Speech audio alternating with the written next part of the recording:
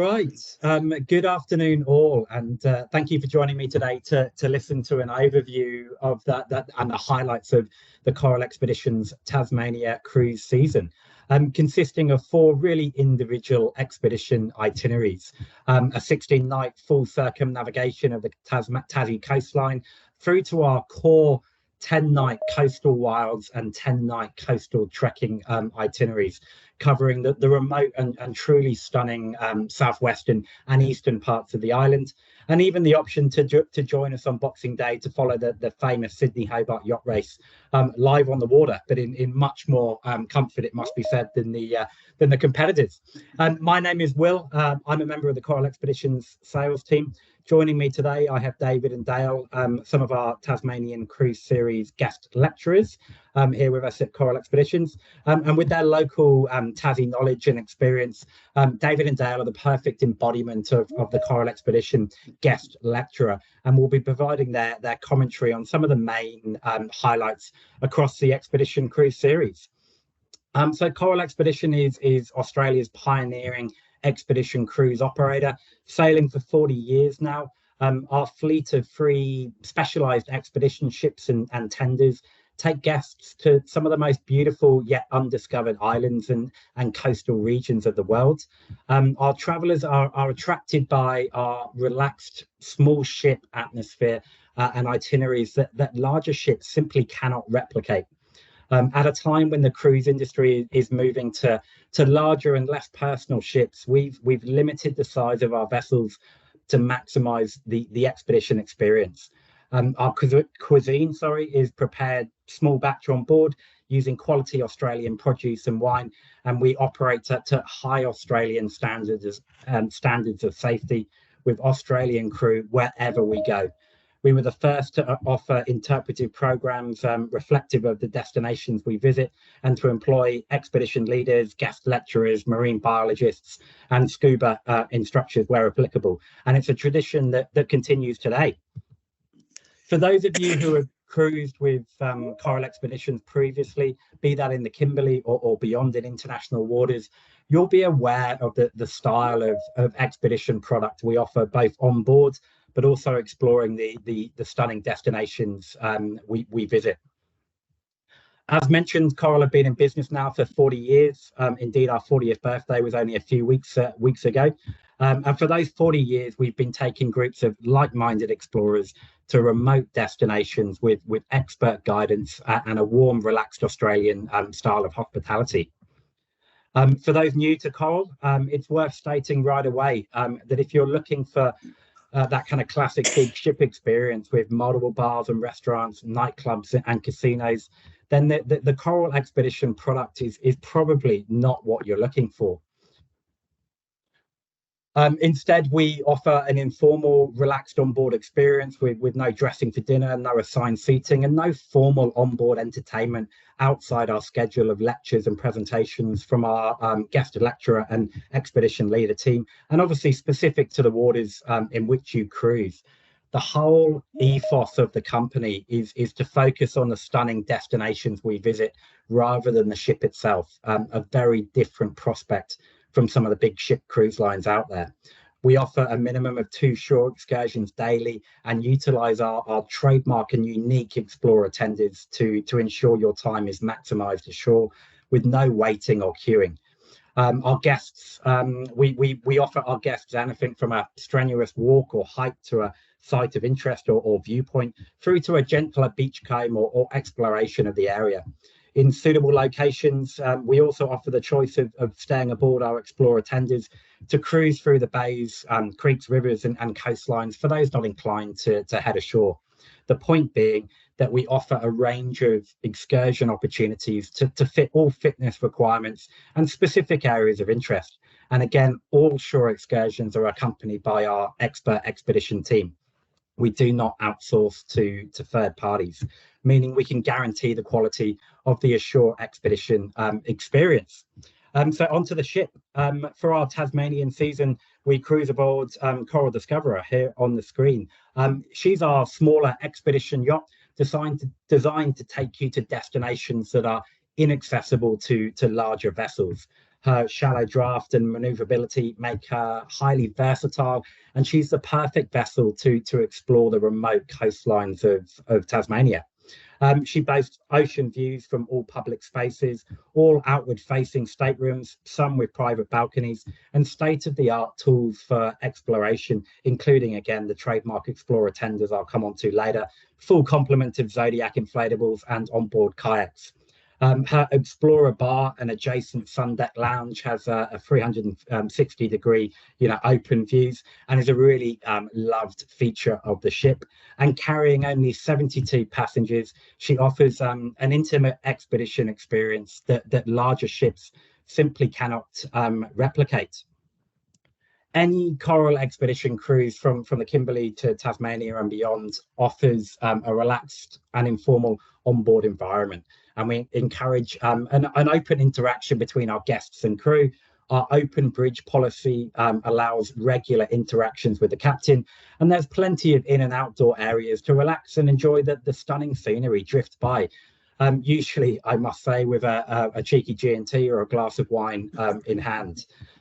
The onboard guest experience has at its core is built around two main areas: the delicious culinary and wine experience, and the schedule of guest lectures and presentations from our onboard experts. The aim being that you can fully immerse yourselves in the flora, fauna, history, geology, and cultures of the places that we visit. So Coral was one of the first cruise operators to employ interpretive guides on our cruises, and it's a tradition that continues today. Each trip includes a mix of our full-time guest lecturers who join the expedition team, and special guest lecturers like David and Dale today, who are chosen for their specific local knowledge and expertise. Good food and wine is important on any trip, and the Coral Expedition cuisine has a distinctly Australian flavour, Australian accent, heavily influenced by the culinary landscapes of the regions that we visit. From the Kimberley and the Great Barrier Reef regions through to the South Coast and Tasmanian waters, we've fostered a community of local farmers, growers, and our regional menus champion seasonality, allowing us to adapt our menus and source local produce at its seasonal best, specific to the areas in which you cruise. Your cruise will be led by one of our dedicated expedition leader team, who will work closely with the captain to determine our daily program, ensuring that the best use is made of prevailing weather and tidal conditions. Your expedition leader will join all shore excursions with you and activities, provide daily recaps and briefings, and is always on hand to answer any questions you may have. The expedition team uses our ship's shallow draft and quick disembarkation capabilities, our special tender equipment, which I'm coming on to shortly, and our open deck spaces to take you up close and personal to the really remote wilderness places that we visit. We were one of the first cruise operators to employ interpretive guides, and yes, like I say, it's a tradition that continues today. And so we now move on to probably the most important facet of a Coral Expedition cruise, our Explorer tenders. Our Explorers have been purpose designed and built by Coral Expeditions to provide the perfect conduit between our ships and the remote regions we visit, be that here in Tasmania, Kimberley, and well beyond, on all our domestic and international itineraries. And it is crucially something that no other cruise line, domestic or international, can offer. Our Explorers are easy to board directly from the deck with no steps or ladders to contend with before being gently lowered into the water, and they provide comfortable padded seating, a full audio system to assist our guides in sharing their expert commentary. A canopy overhead protects you from the sun, crucial when we sail in tropical waters, and important down in Tassie for the sun, but also the occasional inclement weather. And most importantly, there's a toilet on for remote convenience. this might not sound like a big deal, but is crucial to avoid having to constantly head back to the mothership, and avoids the need to find a suitable bush or have a quick dip in the ocean.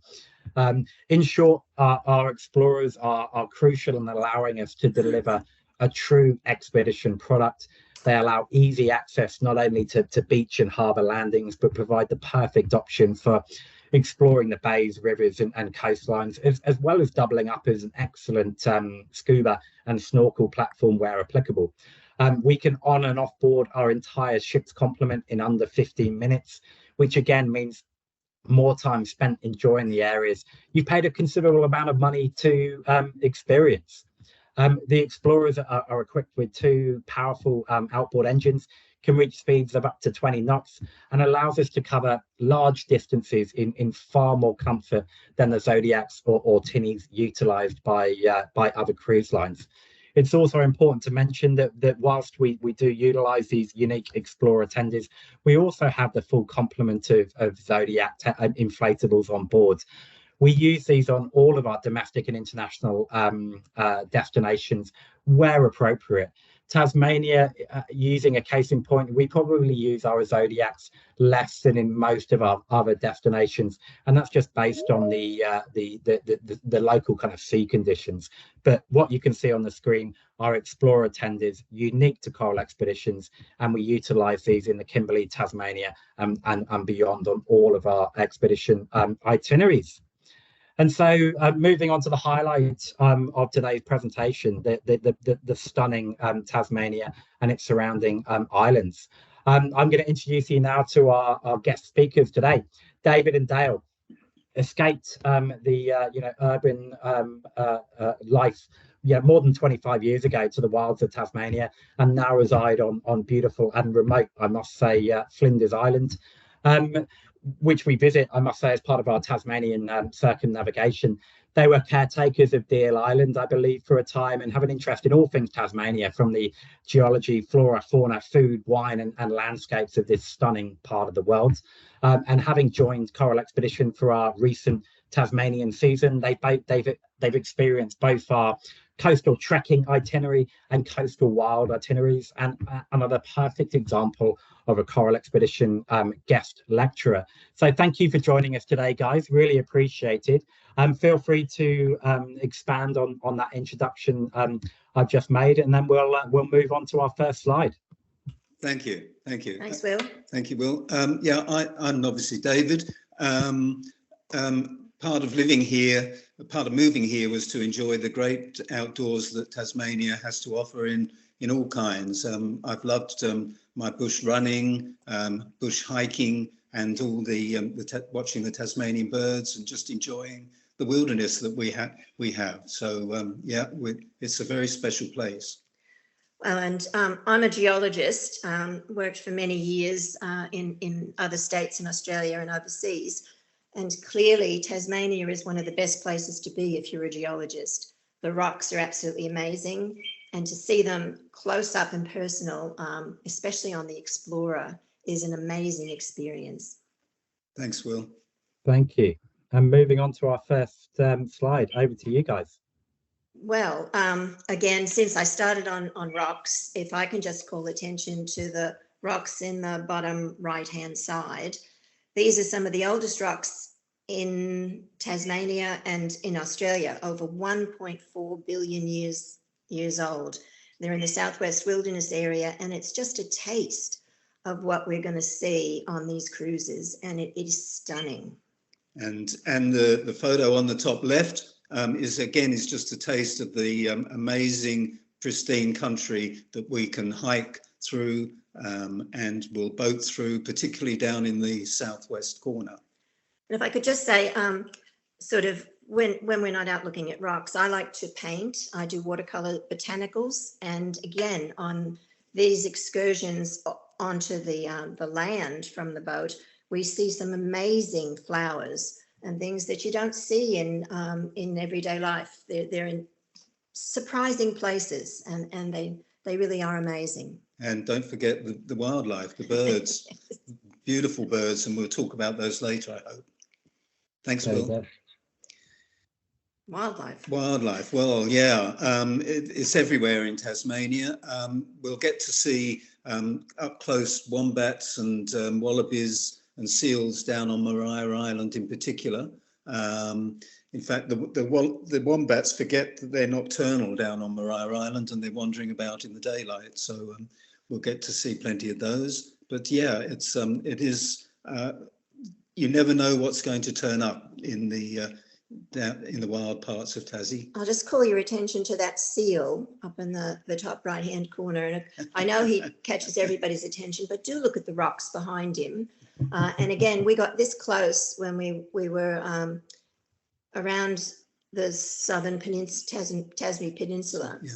And these seals were sort of laying in the huge kelp forest and sunbaking on these rocks, which were fantastic. Thanks, Will. Thank you. Oh, we're back on to some birds. One of my main interests. Down in Melaleuca, which is in the southwest, which is the really magic spot that we get to on the cruise, both cruises. The orange-bellied parrot is really endangered. There's only about 150 left in the world, and we'll be talking all about those and being able to see them up close down at Melaleuca. So yeah, there's a huge variety of birds that we'll see, particularly out in the open ocean.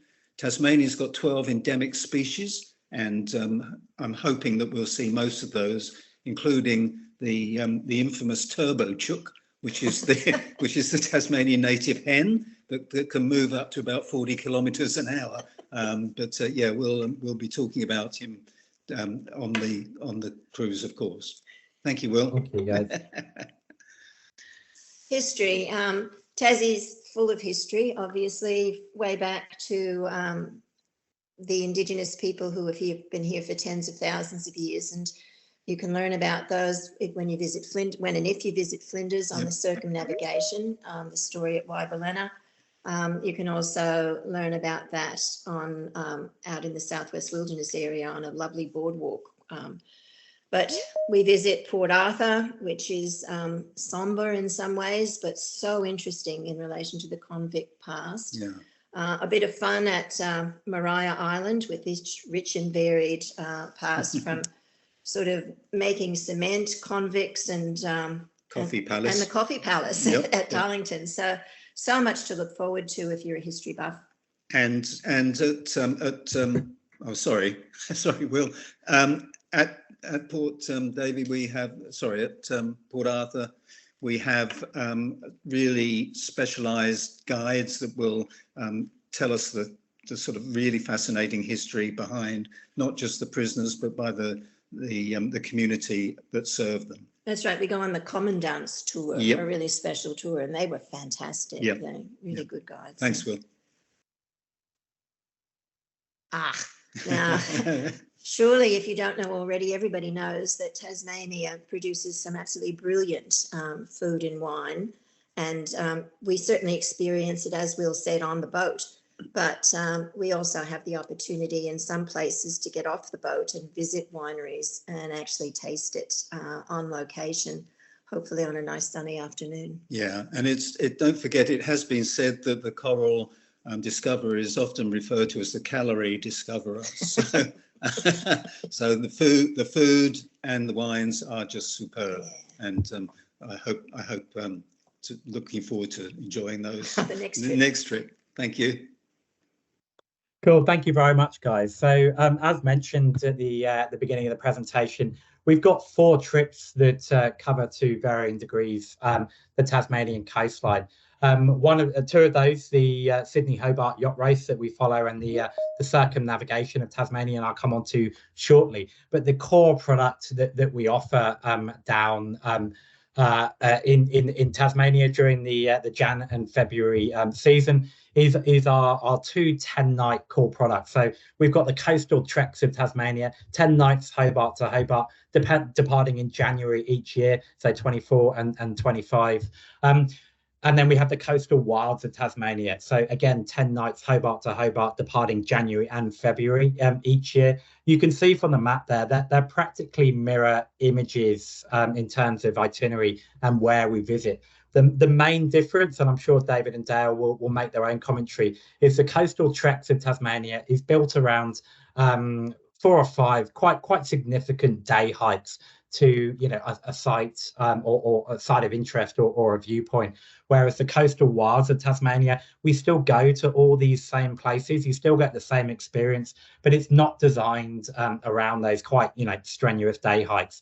It's more gentle walks, beach combing, that type of thing. So both itineraries are fantastic expedition itineraries, but the coastal treks, like I say, is catering from those that really want to get off the boat and enjoy those significant kind of day hikes. Whereas the coastal wilds still visit the same areas, but not necessarily so strenuous and kind of levels of physicality involved. So over to you guys, just on some of the highlights of the coastal wilds and coastal treks. Yes, well, one of the places we visit, we go up the Huon River, and we go to the Wooden Boat Centre, which is, as it says there, is at Franklin. Peter and his wife, who, for my shame, I can't remember her name, but they run this. They're volunteers and they run this boat centre, and we spend probably an hour in there hearing about the traditional boat building methods and using Huon pine, and it truly is fascinating. But because of the size of the place, our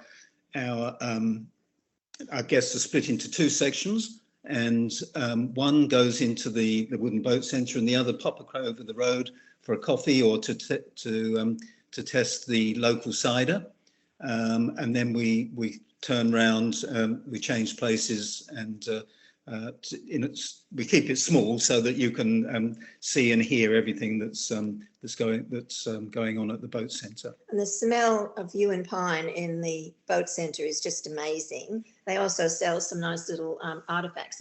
I bought a beautiful little magnifying glass last time, but people definitely enjoy the time they spend over at Frank's Cider. Yep.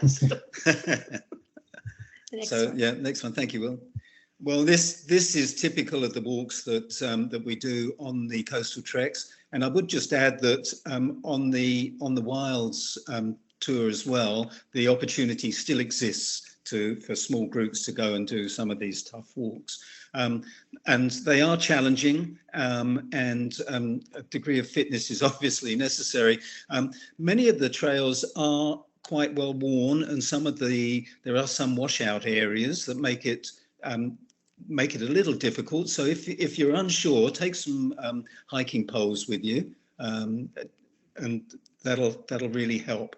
But whilst groups of guests and guides are taking you up to the top of the hill, there are other alternatives. Dave? Yeah, definitely other alternatives, which I am much enamored of, because I like to take my time, obviously, looking at the rocks and the flowers.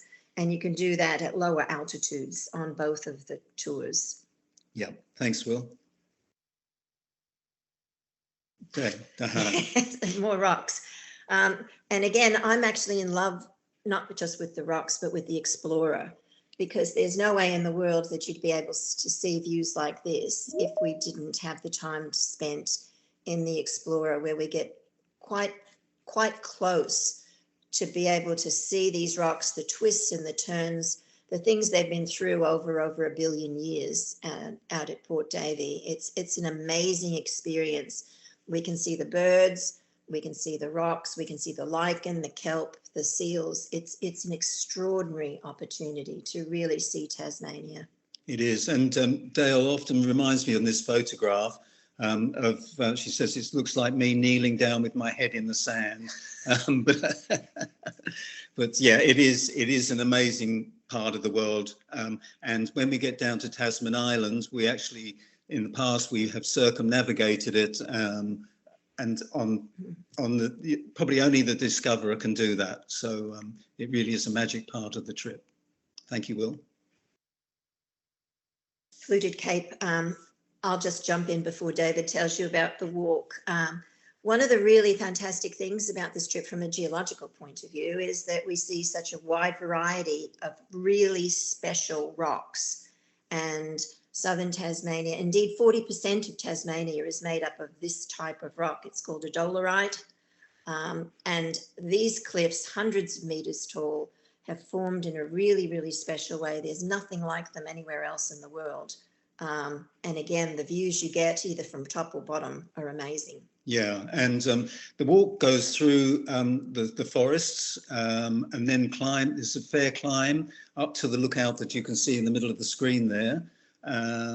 I can't get near the edge, but I'm sure a lot of you will enjoy the spectacular views that you can get from there. But it is challenging, but Bruni has such a wide variety of places that we go to and things to see, that including the little local museum, that I'm sure you'll find Bruni absolutely enchanting.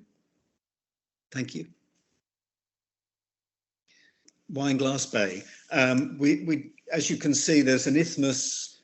Yeah, I said that right. There's an isthmus on the right-hand side of the screen there, and we're not quite sure which side the ship will come in from. It's obviously weather dependent, but we climb up and up to the lookout. Across, there is an easier walk which Dale will tell you about, but yeah, it's a long walk up to the top, and lots of steps, but it is a well-formed track. And apart from if we have to cross the isthmus, it's quite dry, but the isthmus can get muddy, and hopefully sort of good hiking boots will be worn. And again, poles might help you if it gets a bit slippery there. Well, again, last time we were there, some people opted to have a swim. Yeah, it's cold but beautiful. It was a nice warm day, and again, here at Wineglass Bay, we get to see granites, 400 million year old granites, the first ones we see on the trip, which is quite special. And again, beautiful walks for people who don't really want to challenge them themselves. Yes. Yep. Thank you, Will. Well, whilst a lot of us are up climbing to the tops of hills, there is also the opportunity to use some of the kayaks that are on board. A number of people who hadn't tried it before went out and had a great time. The boat safety procedure is really good in this regard, and a crew member follows the kayakers out and makes sure that everybody can get back safely. So there is no danger. But last time, a few came back and were very excited that dolphins had been leaping around their little kayaks. So yeah, a great opportunity to get up and close and personal there. Thank you, Will. This is my favourite. I've done this a few times. This is part of the Cape Hoy track. Is part of the Three Capes walk that the state government spent millions and millions of dollars on. There are sort of huts available for the people that are doing the whole Three Capes, but this one is really special. There's a lot of elevation changes. There's something like 3,000 steps. But they're beautifully formed out of granite, and they're consistent heights, so that you're not sort of tripping or in any danger at all. You don't, unless you need a hand up and down those steps with your poles. I don't think poles are necessary for that day. And it's again, the scenic beauty of the walk is stunning. Again, you can see those dolerites. You'll become an expert at dolerites by the time you finish these cruises. Even me. Yeah, even David. Thank you. Okay, move away from dolerites to the sandstones. This is Maria Island, as it says. These are the painted cliffs. We also visit the fossil cliffs on Maria if the weather's right. Neither of them are long walks to get there. And again, usually we see sandstones in the building blocks in our cities, like in Sydney and Hobart, but these here have been sculpted and formed and coloured by nature, the erosion and the weathering. and they are absolutely stunning. They were reformed way back when Tasmania was a lot closer to Antarctica, and they tell a really interesting story. Excellent. Thank you, Will. Okay, well, the other end of Maria Island, which is a really special place, is this really tough walk up to the top of Bishop and Clark. There are a number of walks that we organise, so you don't have to do the really tough one. But if the weather's good, I can highly recommend it. Again, the view from the top is stunning, and the hard work of getting there is really worthwhile. Well, the sense of achievement these people had when they completed this was amazing. You can imagine the chat in the lounge that afternoon. Yeah, bragging rights. Yeah, well, surely. Thank you, Will. Thank you very much, guys. And then moving on to our circumnavigation of Tasmania. So if you've got a few extra nights, or admittedly 6 extra nights to play with, and want to experience the genuine full circumnavigation of Tasmania, then feel free to join us. It departs in January and February each year. We've got our next 2-year departure dates already released, and some of the additional highlights being Flinders Island, which I'm sure David and Dale will tell us plenty more about. But it's a full circumnav, 16 nights, Hobart to Hobart, sells out every year, every time we do it. A fantastic expedition itinerary, like I say, departing Jan and February each year. So over to you, just a few of the additional highlights that make up the full circumnavigation. Obviously, the coastal wilds and the coastal treks itineraries are kind of part and parcel. But if you've got a bit of extra time, happy days to see the entire Tassie coastline. Well, Melaleuca in the southwest is just absolutely pristine, an incredible place to visit, and probably your only chance to get there is on the Discoverer. There's a book, a man lived there called Denny, D-E-N-Y, King, who went there probably in the 40s and 50s to do tin mining, lived a really austere life, and became a conservationist down there, and was very keen to see the nature and the natural world kept pristine. And there's a lovely boardwalk which will take you around to see the place. That's where we will look at the orange-bellied parrots, as well as hopefully seeing a grass parrot in the tussock grass and the button grass, which you hear a lot about. Yep. Lovely. Thank you, Will. Okay, well, that's Stanley, the nut. In my running days, I've run up the top of that and up and down a few times. It's that's an amazing place, and it's such a lovely little fishing village with superb restaurants and just a lovely feel to it. But there is a chairlift which will get you to the top if you don't feel like pushing yourself to the limits. Great views. Yeah. Thank you, Will. Okay, once again we've got the kayaks out. The Tamar River is a flatter place, as you can see, to enjoy the pleasures of being out. There are single kayaks and there are double kayaks, and again they're just a great way of exploring the riverways and safe harbours of Tassie. Thank you. Deal Island, a place near and dear to our heart. Hopefully you get there. Deal Island's one of the islands in the Kent group. We spent a total of 6 months there as caretakers of that lighthouse. Luckily, we didn't have to live up there. We lived in a nice proper house. But only 2 of us on the island. Yeah, which was great. And a lot of wombats and wallabies, small penguins, and lots of Cape Barren geese. So you see lots of wildlife on Deal Island as well. If you get there, take your time up. You don't have to go all the way up to the lighthouse. It is a very steep walk. Yep. There are gentler walks to Barn Hill or you can just walk around the compound, have a chat to the caretakers, and look at the history and the artifacts in the little museum. Yep. So heaps to do and beautiful views. Yep. Wherever you are on Deal. Yeah, a special place. Don't miss it. Yeah. Thank you.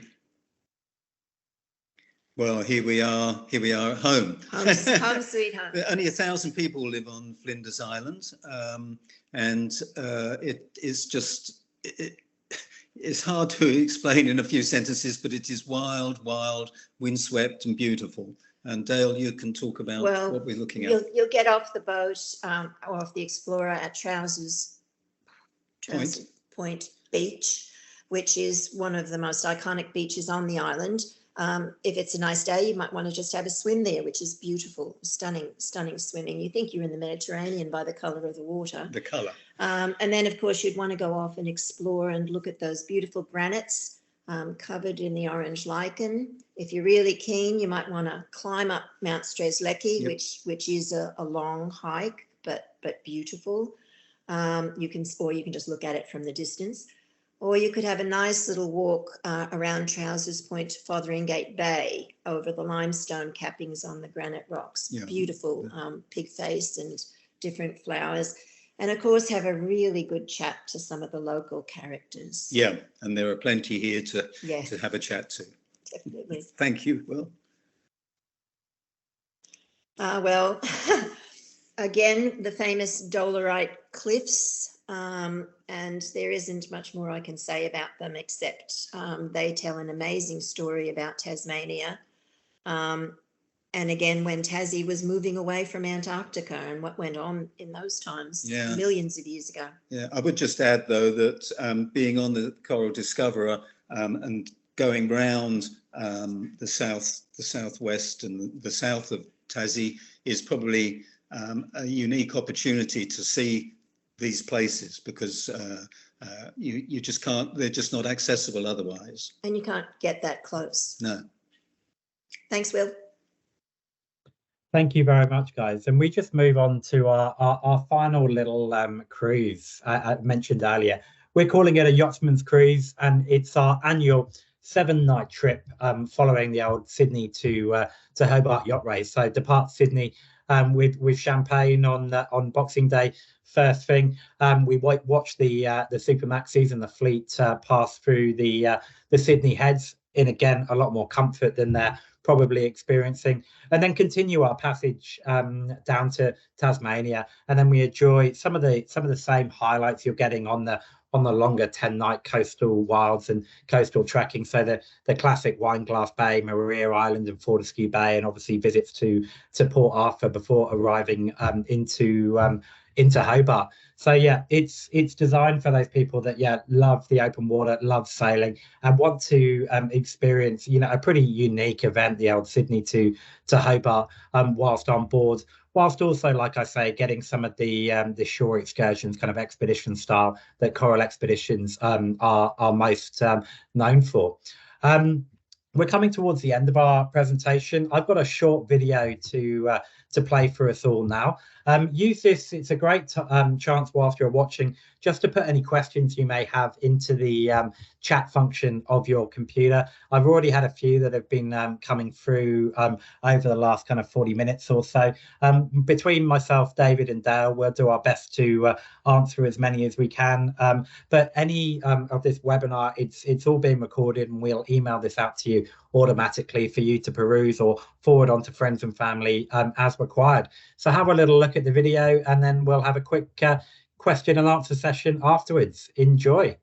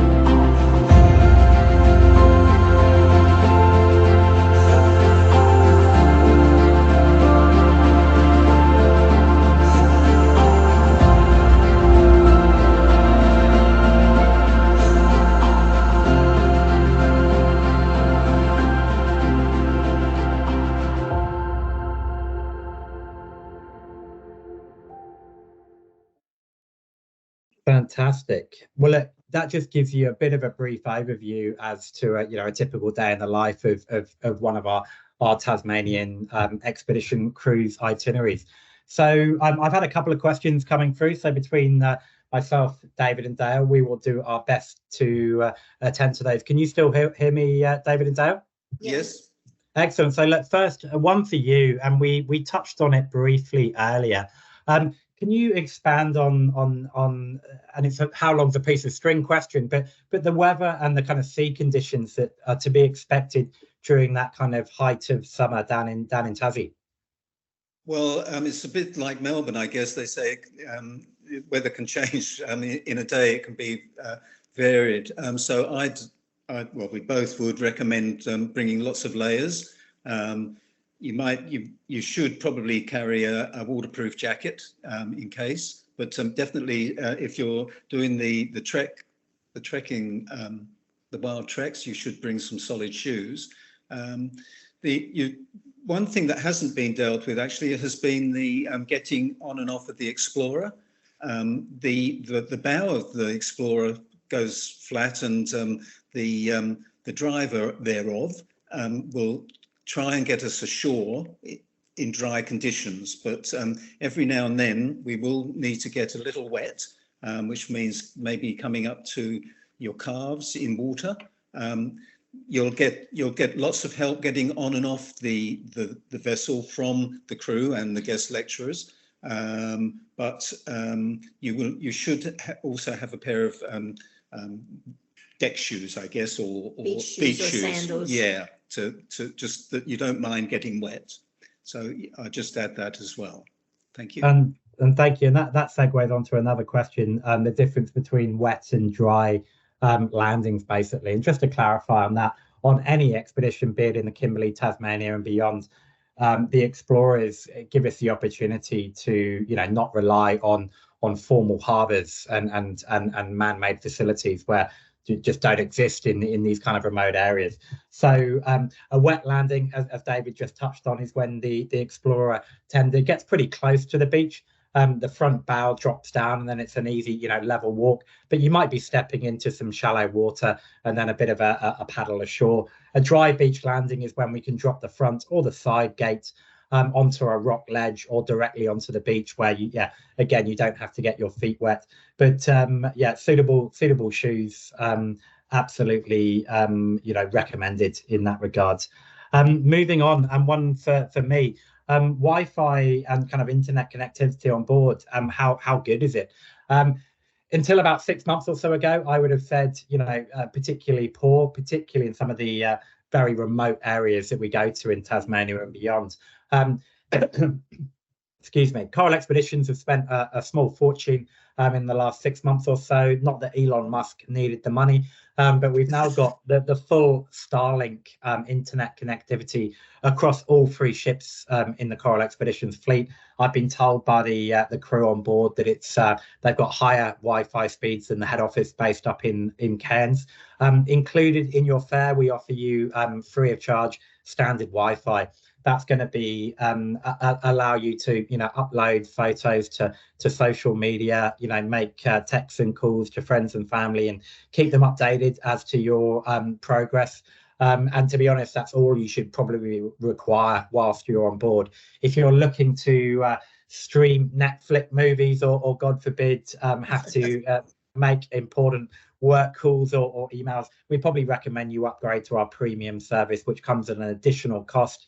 But the short answer is the Wi-Fi connectivity across the fleet is absolutely superb now, no matter how remote the region.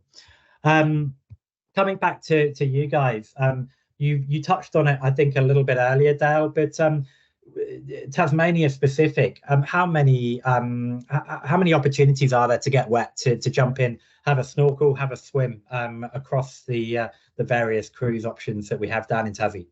Well, again, on the last cruises we were in, I mean, if you're from this neck of the woods, you don't feel daunted when the temperature's 25. We think that's really hot.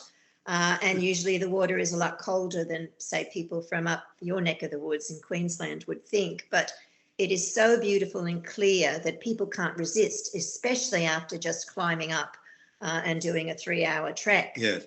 So often people will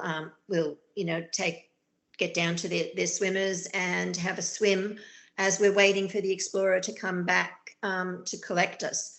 And on the last tour, I think that happened probably 4 or 5 times.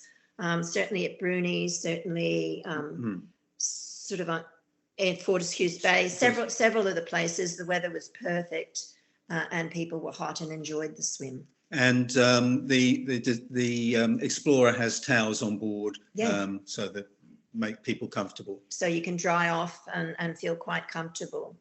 So it's encouraged to take advantage of the nice weather. Yep.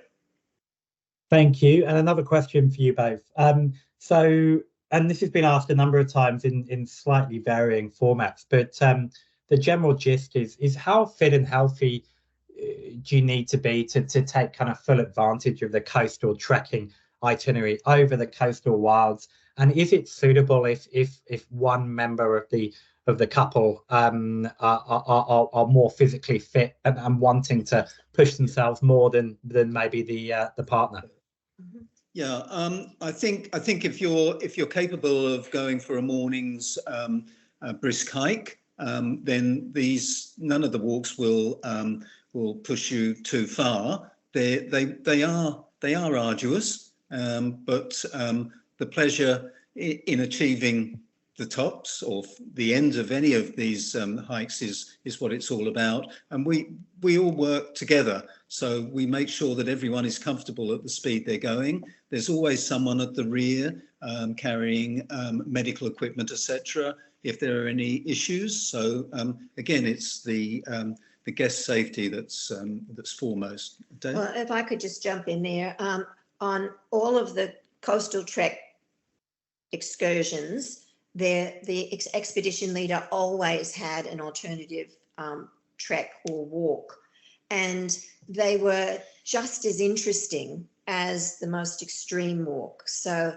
again, if you have 2 partners of varying or friends of varying levels of sort of fitness, they could be happy, or they could also go on an excursion in the Explorer. And certainly I'm not up to climbing the mountains like David is, but I challenged myself and I saw amazing things that sometimes he was jealous that he missed because we went on the Explorer and we had the time to investigate things along the beaches, or just do part of a climb and then a beach and a swim. Yeah. So they're very, very accommodating and very, very flexible with different fitness levels, and the places offer so many different opportunities. You don't get to a place and just have one thing to do. Yep, thank you. Thank you very much, guys. And just a couple more questions. Is all of our itineraries all inclusive? So yeah, in a nutshell, be it in the Kimberley, down in Tasmania and beyond, we offer a very premium all-inclusive experience, with the caveat that the all-inclusive experience, extends as far as all of your shore excursions, all of your meals whilst on board. We do provide a drink service during lunch and dinner, but drinks outside of those meal services would be an additional cost. We do have laundry facilities on board, which comes at an additional cost. And as I think I mentioned, the Wi-Fi, the internet on board, as standard in your fare, we provide a standard Wi-Fi connectivity, which is going to be more than you require for your day-to-day life, basically. If you want to extend that up to our premium service, that would come at an additional cost. But in short, it's an all-inclusive premium experience.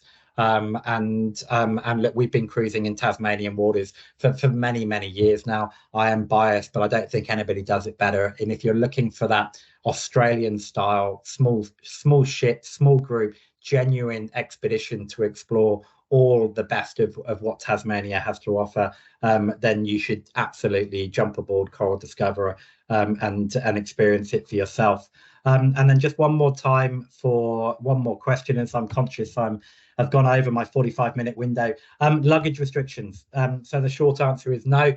I've seen guests turn up with nothing more than an overnight bag, and I've seen guests turn up with multiple suitcases. And so within reason, no, look, we don't have any luggage restrictions on board. But bear in mind, of course, that there's no formal dining, there's no dressing for dinner, that type of thing. It's an informal, relaxed on-board experience. But bring what you need and what you require to have a thoroughly enjoyable kind of expedition experience. That, I think, is the last question that has come through for me today. David and Dale, did you have anything further to add? I would just like to say we're looking forward to seeing everybody, all the guests on board in these coming treks. But and I'd also point out that there's a very family feel to the members of the crew and the expedition leaders, etc. We've thoroughly enjoyed that in the trips that we've done. Thank you. Excellent. Well, look, David and Dale, I really appreciate you taking the time to provide us a bit of local and expert insight. Any guests joining them down there, you're going to be in very safe and clearly, passionate hands with their kind of local knowledge and expertise. This was a relatively brief overview of the options that we have down in Tasmania each year. Please feel free to jump on our genuinely excellent website. We've got loads of additional videos and images and ship information, and obviously full detailed itineraries. You can download the brochures or request us to send you a hard copy. And if you've got any questions whatsoever, please reach out to our genuinely excellent reservations team up in our Cairns head office. That's at the explore@Coral Expeditions email. The 1-800 is the direct line through to our service team up there as well. And likewise, please reach out to your travel agent as required. We've been working with trade partners for all of our 40 years, and we'll happily continue to do so. But look, thank you very much, David and Dale. Again, really appreciate your support. Thank you to you guys for joining us today. For those of you booked onto the Tasmanian season, you're going to have a genuinely amazing time down there. And for those of you who are just checking your options, hopefully we get to see you aboard in the not too distant future. Thank you all again. Have a very lovely rest of your day. Cheers. Bye-bye.